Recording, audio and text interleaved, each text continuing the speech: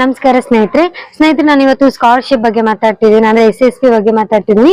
SSP ಅಂದ ತಕ್ಷಣ ಅದಕ್ಕೆ SC ಮತ್ತು ST ಅವ್ರು ಮಾತ್ರ ಹಾಕ್ಬೇಕು, ಅವ್ರು ಮಾತ್ರ ಸ್ಕಾಲರ್ಶಿಪ್ ಪಡಿಬೇಕು ಅನ್ನೋದು ಕೆಲವರು ತಪ್ಪ ಅಭಿಪ್ರಾಯ ಆಗಿರುತ್ತೆ. ಅದಿಲ್ಲ ಸ್ನೇಹಿತರೆ, ಯಾಕಂದ್ರೆ ಅದಕ್ಕೆ OBC ಅವ್ರು ಆಗಿರ್ಬೋದು, ಮೈನಾರಿಟಿ ಕ್ಯಾಸ್ಟ್ ಅವ್ರು ಆಗಿರ್ಬೋದು, 2A 2B 3A ಈ ತರ ಕ್ಯಾಸ್ಟ್ ಗಳು ಸಹ ಅಂದ್ರೆ ಸ್ಕಾಲರ್ಶಿಪ್ ಅಪ್ಲೈ ಮಾಡಿ ಸ್ಕಾಲರ್ಶಿಪ್ ನ ಪಡಿಬಹುದು.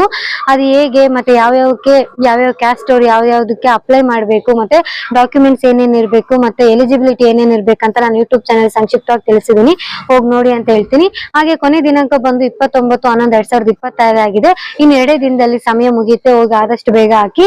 ಹಾಗೆ ಮೇಜರ್ ಪಾಯಿಂಟ್ ಏನು ಹೇಳೋದಾದ್ರೆ, ಒಬ್ಬೊಬ್ರು ಅಂದ್ರೆ NSPಗೂ ಹಾಕ್ತಿದ್ದಾರೆ, ಹಾಗೆಯೇ SSPಗೂ ಸಹ ಹಾಕ್ತಿದ್ದಾರೆ. ಅಟ್ ಅ ಟೈಮ್ ಎರಡಕ್ಕೂ ನಾವು ಅಪ್ಲೈ ಮಾಡೋದ್ರಿಂದ ಎರಡೂನು ಬರ್ದೇ ಇರೋ ಸಾಧ್ಯ, ಯಾಕಂದ್ರೆ ಎರಡು ವಿತ್ಡ್ರಾ ಆಗೋ ಸಾಧ್ಯತೆ ಇರುತ್ತೆ. ಆದ್ರಿಂದ ಯಾರ್ಯಾರು ಎರಡಕ್ಕೂ ಅಪ್ಲೈ ಮಾಡಿದರೋ NSP ನ ವಿತ್ಡ್ರಾ ಮಾಡ್ಕೊಳ್ಳಿ, ಹಾಗೆ SSP ನ ಕಂಟಿನ್ಯೂ ಮಾಡಿ, ಅದ್ರ ಮೂಲಕ ಸ್ಕಾಲರ್ಶಿಪ್ ಪಡೀರಿ ಅಂತ ಹೇಳ್ತೀನಿ. Thank you.